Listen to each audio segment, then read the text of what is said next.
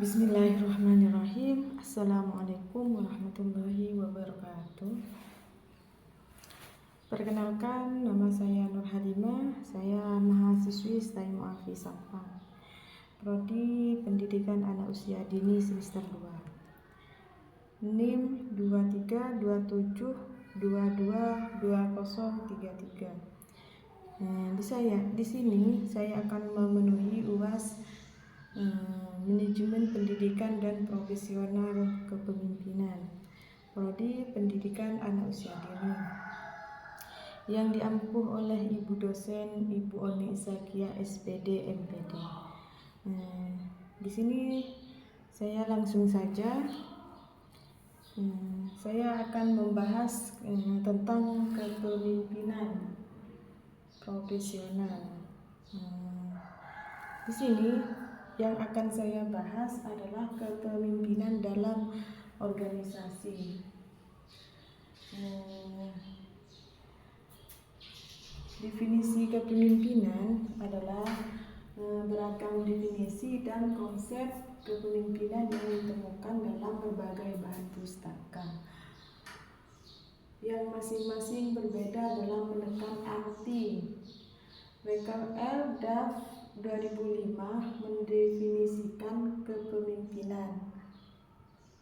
Leadership adalah suatu pengaruh yang berhubungan antara pemimpin dan pengikut, followers.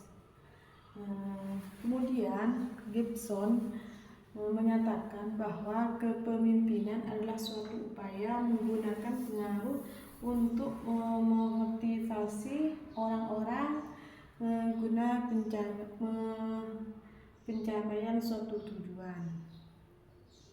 Masih berhubungan dengan pengaruh, Ken Becker yang dikutip oleh Marcelene Caroselli 2000 menyatakan bahwa kunci untuk kepemimpinan hari ini adalah pengaruh, bukan kekuasaan. Selanjutnya, ia mengatakan para pemimpin tahu bagaimana mempengaruhi orang-orang dan membujuk mereka untuk suatu tuntunan pekerjaan yang tinggi.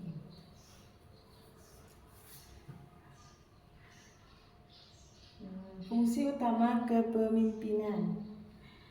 Pemimpin sesuai dengan perannya memiliki fungsi utama yang harus dipahami secara mendalam. Terhadap fungsi yang berhubungan dengan tugas atau bahkan memecahkan masalah, keutuhan dan kekompakan atau sosial merupakan fungsi selanjutnya yang pada umumnya sering diabaikan. Leadership style, gaya kepemimpinan yang menggambarkan tentang pola tingkah laku pemimpin dalam proses pengarahan juga sebagai salah satu akan mempengaruhi pekerja yang ada.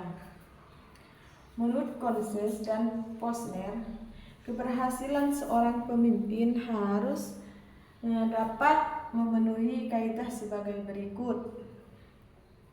Di antaranya adalah makna, visi atau arah yang jelas, kemampuan memeriksa dan menata pola kerja yang sudah ada, kemampuan mengembangkan orang, dan kemampuan mengangkat hati mereka. Dalam dinamika operasional manajemen sering muncul pertanyaan, mengapa organisasi atau perusahaan perlu adanya pemimpin?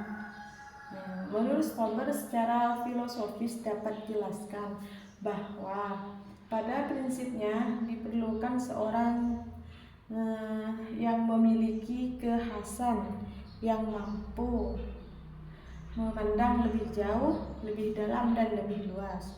Tujuannya adalah pemimpin mampu mengenali makna dan merumuskan visi misi pribadi, kemudian potensi itu dimanfaatkan secara maksimal. Lebih luas artinya pemimpin mampu mendapatkan terus dan menginspirasi serta menghasilkan dampak nyata berupa transformasi. Lebih jauh artinya pemimpin mampu mencari kontribusi jangka panjang sesuai keyakinannya, bersama-sama dengan orang yang ada di bawahnya. Seorang pemimpin itu harus mengerti tentang teori kepemimpinan supaya nantinya mempunyai referensi dalam menjalankan sebuah organisasi. Beberapa teori tentang kepemimpinan yaitu ada teori kepemimpinan sifat, teori kepemimpinan perilaku dan situasi, teori kewibawaan pemimpin, dan teori kepemimpinan situasi, teori kelompok.